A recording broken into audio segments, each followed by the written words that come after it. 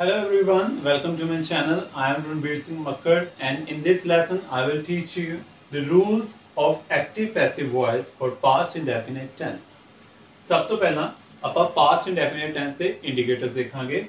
ਇਹਨਾਂ sentences ਦੇ last ਵਿੱਚ ਦਾ ਸੀ, ਦੀ ਸੀ, ਦੇ ਸਨ ਜਾਂ ਦੀਆਂ ਸਨ ਲੱਗਿਆ ਹੁੰਦਾ ਕਿ ਫॉर एग्जांपल ਉਹ ਹਰ ਰੋਜ਼ ਖਾਣਾ ਖਾਂਦਾ ਸੀ, ਮੈਂ ਹਰ ਰੋਜ਼ ਕ੍ਰਿਕਟ ਖੇਡਦਾ ਸੀ, ਲੜਕੀਆਂ ਗਾਣਾ ਗਾਉਂਦੀਆਂ ਸਨ। ਦਾ ਸੀ, ਦੀ ਸੀ, ਦੇ ਸਨ, ਦੀਆਂ ਸਨ ਉਦੋਂ ਲੱਗਿਆ ਹੁੰਦਾ ਜਦੋਂ ਆਪਾਂ ਦੱਸਣਾ ਹੋਵੇ ਕਿ ਪਾਸਟ ਵਿੱਚ ਕੋਈ ਰੂਟੀਨ ਵਿੱਚ ਕੰਮ ਹੁੰਦਾ ਸੀ, ਬਾਰ-ਬਾਰ ਹੁੰਦਾ ਸੀ, ਜਾਂ ਫਿਰ ਇਹਨਾਂ ਸੈਂਟੈਂਸਸ ਦੇ ਐਂਡ ਵਿੱਚ ਆ, ਏ, ਈ, ਈਆਂ ਲੱਗਿਆ ਹੁੰਦਾ। ਇਹ ਉਦੋਂ ਲੱਗਦਾ ਜਦੋਂ ਕੰਮ ਇੱਕ ਹੀ ਵਾਰੀ ਹੋਇਆ ਹੋਵੇ ਤਾਂ ਆਪਾਂ ਉਹਨੂੰ ਦੱਸਣਾ ਹੋਵੇ ਕਿ ਮੈਂ ਖਾਣਾ ਖਾਦਾ, ਆ ਦੀ ਸਾਊਂਡ ਆ ਗਈ, ਉਹ ਸਕੂਲ ਗਈ, ਈ ਦੀ ਸਾਊਂਡ ਆ ਗਈ, ਮਤਲਬ ਕੰਮ ਇੱਕੋ ਵਾਰੀ ਹੋਇਆ। ਤਾਂ ਦੋਨੋਂ ਕੇਸਿਸ ਲਈ ਆਪਾਂ ਪਾਸਟ ਇੰਡੈਫਿਨਿਟ ਟੈਂਸ ਨੂੰ ਯੂਜ਼ ਕਰਦੇ ਹਾਂ। ਇੱਕ ਵਾਰੀ ਆਪਾਂ ਇਹਦੇ ਦੋ ਸੈਂਟੈਂਸਸ ਦੀ ਐਗਜ਼ਾਮਪਲ ਲੈ ਕੇ ਦੇਖਦੇ ਹਾਂ। एक्टिव वॉइस आप उदो यूज करते हैं जो अपना फोकस काम करने वाले के ऊपर होवे, मतलब सब्जेक्ट के ऊपर होवे, कौन काम कर रहा है। जिवें कि राजू क्रिकेट खेलदा सी, ਇਹਦੇ ਵਿੱਚ अपना मेन फोकस किहदे ਉੱਪਰ है, राजू ਉੱਪਰ, ना कि ਕੰਮ ਉੱਪਰ ਜਾਂ ਉਹਨੇ ਕਿਹੜੀ ਚੀਜ਼ ਖੇਡੀ। ਜਿਹਨੂੰ ਆਪਾਂ ਪੰਜਾਬੀ ਵਿੱਚ ਪੈਸਿਵ ਵਿੱਚ ਕਨਵਰਟ ਕਰਨਾ ਹੋਵੇ ਤਾਂ ਕੀ ਕਹਾਂਗੇ ਕਿ ਕ੍ਰਿਕਟ ਰਾਜੂ ਦੁਆਰਾ ਖੇਡੀ ਜਾਂਦੀ ਸੀ। ਤਾਂ ਮਤਲਬ ਪੈਸਿਵ ਵਿੱਚ ਆਪਾਂ ਆਬਜੈਕਟ ਨੂੰ ਫਰੰਟ ਤੇ ਰੱਖਦੇ ਹਾਂ, ਆਪਣਾ ਸਾਰਾ ਫੋਕਸ ਕਿਹਦੇ ਉੱਪਰ ਹੁੰਦਾ, ਕਿਹੜੀ ਚੀਜ਼ ਤੇ ਕੰਮ ਹੋਇਆ ਜਾਂ ਕੀ ਕੰਮ ਹੋਇਆ।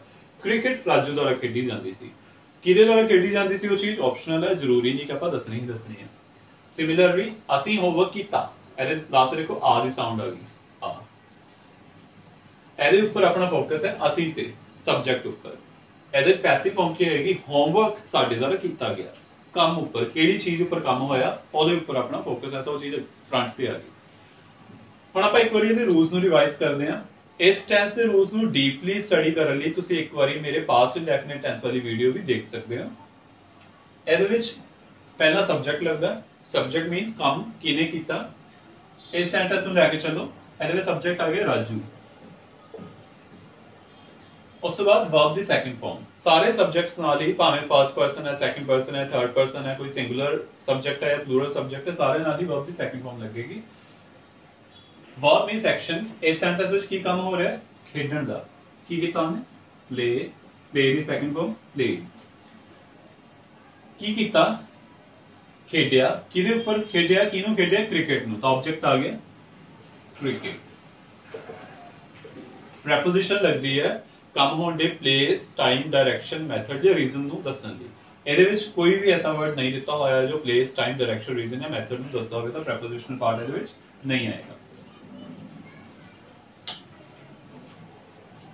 ਜਿਹਨੂੰ ਆਪਾਂ ਪੈਸਿਵ ਵਿੱਚ ਕਨਵਰਟ ਕਰਨਾ ਹੋਵੇ ਤਾਂ ਆਪਾਂ ਕੀ ਕਰਦੇ ਹਾਂ, ਸਭ ਤੋਂ ਪਹਿਲਾਂ ਆਬਜੈਕਟ ਫਰੰਟ ਤੇ ਆ ਜਾਏਗਾ। ਇਹਦੇ ਵਿੱਚ ਆਬਜੈਕਟ ਦੇਖੋ ਕੀ ਹੈ, ਕ੍ਰਿਕਟ। ਫਿਰ ਇਹਦੇ ਨਾਲ ਹੈਲਪਿੰਗ ਵਰਬ ਵਾਸ ਜਾਂ ਵਰ ਆਏਗੀ। ਵਾਸ ਕਿਹਦੇ ਕਹਿੰਦਾ ਲੱਗਦਾ, ਸਿੰਗੂਲਰਸ ਨਾਲ, ਜਿਵੇਂ ਕਿ ਆਈ, ਹੀ, ਸ਼ੀ, ਇਟ ਕਿਸੇ ਦਾ ਨੇਮ ਹੈ, ਕੋਈ ਸਿੰਗੂਲਰ ਵਰਡ ਹੈ ਲਾਈਕ ਬॉय, ਚਾਈਲਡ, ਕੋਈ ਵੀ ਸਿੰਗੂਲਰ ਵਰਡ ਹੈ ਉਹਨਾਂ ਵਾਸ ਆਏਗਾ। ਵਰ ਆਏਗਾ ਯੂ ਦੇ ਨਾਲ, ਵੀ ਦੇ ਨਾਲ, ਦੇ ਦੇ ਨਾਲ, ਜਾਂ ਕੋਈ ਵੀ ਇਹਨਾਂ ਤੋਂ ਇਲਾਵਾ ਪਲੂਰਲ ਵਰਡ ਹੈ ਉਹਦੇ ਨਾਲ। ਤੇ ਇੱਥੇ ਆਪਣਾ ਆਬਜੈਕਟ ਕੀ ਹੈ, ਕ੍ਰਿਕਟ। ਕ੍ਰਿਕਟ ਸਿੰਗੂਲਰ ਵਰਡ ਹੈ ਤੇ ਨਾਲ ਵਾਸ ਆਏਗਾ। ਦੈਨ ਵਰਬ ਦੀ ਥਰਡ ਫਾਰਮ, ਵਰਬ ਕੀ ਲੱਗੀ ਸੀ ਇਹਦੇ ਵਿੱਚ, ਪਲੇਡ। ਪਲੇਡ ਦੀ ਥਰਡ ਫਾਰਮ ਵੀ ਪਲੇਡ ਹੀ ਹੋਏਗੀ। ਫਿਰ ਬਾਏ, ਜਿਹਦਾ ਕੰਮ ਕਰਨ ਵਾਲਾ ਦਿੱਤਾ ਹੋਇਆ ਤਾਂ ਬਾਏ ਵਾਲਾ ਪਾਰਟ ਆਏਗਾ, ਜਿੱਦਾਂ ਇਹ ਪਾਰਟ ਆਪਸ਼ਨਲ ਵੀ ਹੋ ਸਕਦਾ।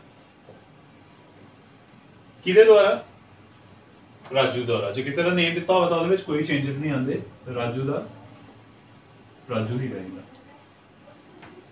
ਫਿਰ ਨੈਗੇਟਿਵ ਸੈਂਟੈਂਸ, ਨੈਗੇਟਿਵ ਦਾ ਰੂਲ ਹੁੰਦਾ subject plus did not plus first farm. ਇਹਦੀ ਪਹਿਚਾਣ ਹੈ, ਡਿਡ ਨਾਟ ਨਾਲ ਸੈਕੰਡ ਫਾਰਮ ਨਹੀਂ ਆਏਗੀ, ਡਿਡ ਆਲਰੇਡੀ ਸੈਕੰਡ ਫਾਰਮ ਵਿੱਚ ਹੈ ਤਾਂ ਵਰਬ ਦੀ ਸੈਕੰਡ ਫਾਰਮ ਫਰਸਟ ਵਿੱਚ ਕਨਵਰਟ ਹੋਗੀ, ਤਾਂ did not plus first farm ਆਏਗੀ ਹਮੇਸ਼ਾ। ਇਹਨੂੰ ਆਪਾਂ ਇੱਕ ਵਾਰੀ ਨੈਗੇਟਿਵ ਵਿੱਚ ਕਨਵਰਟ ਕਰਦੇ ਹਾਂ, ਰਾਜੂ ਪਲੇਡ ਕ੍ਰਿਕਟ, ਇਹਦਾ ਬਣ ਜਾਏਗਾ Raju did not play cricket। Passive which object front पे, ऑब्जेक्ट की है क्रिकेट, क्रिकेट नाल was, then not, played by Raju। Then interrogative, interrogative ਵਿੱਚ helping verb starting ਤੇ ਇਹਦੇ ਵਿੱਚ helping verb ਹੁੰਦੀ ਹੈ did, डिड स्टार्टिंग पे लगाता, उस तो बाद सब्जेक्ट, सब्जेक्ट कौन है? राजू। डिड राजू वर्ब दी फर्स्ट फॉर्म की काम कर रहे हैं? खेडना, खेडन दी इंग्लिश प्ले। ऑब्जेक्ट की खेड रहा है? क्रिकेट।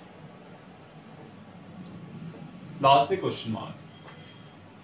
ਹੁਣ ਇਹਦੇ ਇੰਟਰੋਗੇਟਿਵ ਫਾਰਮ ਵਿੱਚ ਦੇਖੋ ਸਟਾਰਟਿੰਗ ਤੇ ਵਾਸ ਆਏਗਾ ਜਾਂ ਵਰ ਆਏਗਾ, ਕਿਹਦੇ ਅਕੋਰਡਿੰਗ? ਆਬਜੈਕਟ ਦੇ ਅਕੋਰਡਿੰਗ। ਤਾਂ ਆਬਜੈਕਟ ਆਪਾਂ ਨੂੰ ਪਹਿਲਾਂ ਦੇਖਣਾ ਪੈਣਾ। ਇਹਦੇ ਵਿੱਚ ਆਬਜੈਕਟ ਕੀ ਹੈ ਆਪਣਾ? ਕ੍ਰਿਕਟ। ਕ੍ਰਿਕਟ ਸਿੰਗੂਲਰ ਹੈ ਤਾਂ ਸਿੰਗੂਲਰ ਦੇ ਨਾਲ ਵਾਸ ਆਏਗਾ। ਵਾਸ ਕ੍ਰਿਕਟ। ਹੁਣ ਪੈਸਿਵ ਵਿੱਚ ਥਰਡ ਫਾਰਮ ਦੀ ਥਰਡ ਫਾਰਮ ਹੀ ਰਹੇਗੀ। ਪੈਸਿਵ ਵੌਇਸ ਕਿਸੇ ਵੀ ਟੈਂਸ ਵਿੱਚ ਹੋਵੇ ਹਮੇਸ਼ਾ ਥਰਡ ਫਾਰਮ ਆਫ ਵਰਬ ਲੱਗਦੀ ਹੈ। played by Raju. ਇਹ ਨਾਲ ਆਪਣਾ ਫਰਸਟ ਸੈਂਟੈਂਸ ਕੰਪਲੀਟ ਹੋ ਗਿਆ। ਹੁਣ ਆਪਾਂ ਦੂਸਰੇ ਸੈਂਟੈਂਸ ਨੂੰ ਟ੍ਰਾਂਸਲੇਟ ਕਰਕੇ ਦੇਖਾਂਗੇ ਐਕਟਿਵ ਤੇ ਪੈਸਿਵ ਦੋਨੋਂ ਫਾਰਮਸ ਵਿੱਚ।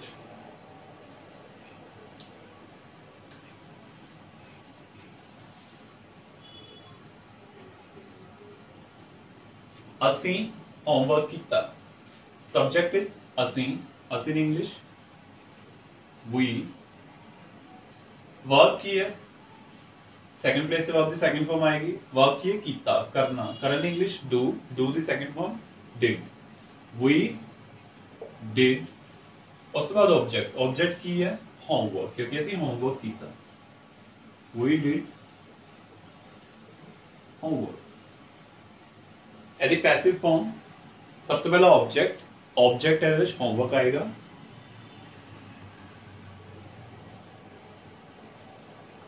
होमवर्क सिंगुलर है करना was,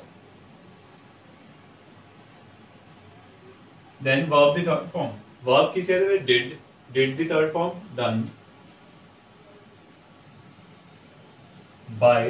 ਹੁਣ ਇੱਥੇ ਦੇਖੋ we ਲੱਗਾ ਹੋਇਆ, ਜਦੋਂ ਵੀ pronoun ਲੱਗਾ ਹੋਵੇ ਤਾਂ ਹਮੇਸ਼ਾ ਕਿਸੇ ਨਾ ਕਿਸੇ word ਵਿੱਚ ਕਨਵਰਟ ਹੁੰਦਾ ਹੈ। we subjective form ਹੈ, ਇਹਦੀ objective form ਹੁੰਦੀ ਹੈ us।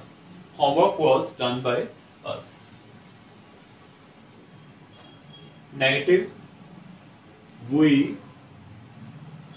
did not रूल ਦੇ ਅਕੋਰਡਿੰਗ ਆ ਗਿਆ।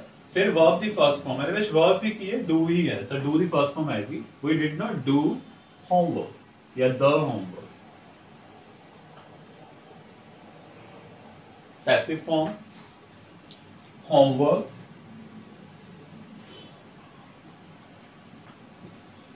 was, सिर्फ नॉट लगा दो, बाकी सारा सिंपल सेंटेंस वांग भी रहता हुंदा। was not done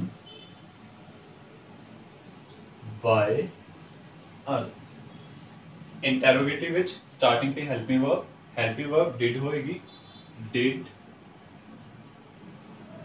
we। Subject आ गया, देन वर्ब दी फर्स्ट फॉर्म आ गई, then object homework.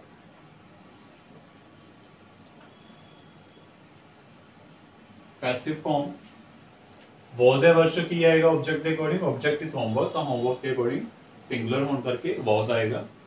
was homework, then verb the third form done by us। Here the interrogative form। So guys, this was our past indefinite tense with active and passive voice rules। I hope कि ਤੁਹਾਨੂੰ ਇਹ tense ਹੁਣ clear ਹੋ ਗਿਆ ਹੋਵੇਗਾ। ਤੁਸੀਂ ਇਹਨੂੰ ਆਪਣੀ writing ਤੇ speaking ਵਿੱਚ ਕਿਤੇ ਵੀ use ਕਰ ਸਕਦੇ ਹੋ। Thank you so much for watching this video। Please like and share this video and subscribe to my channel। Thank you so much।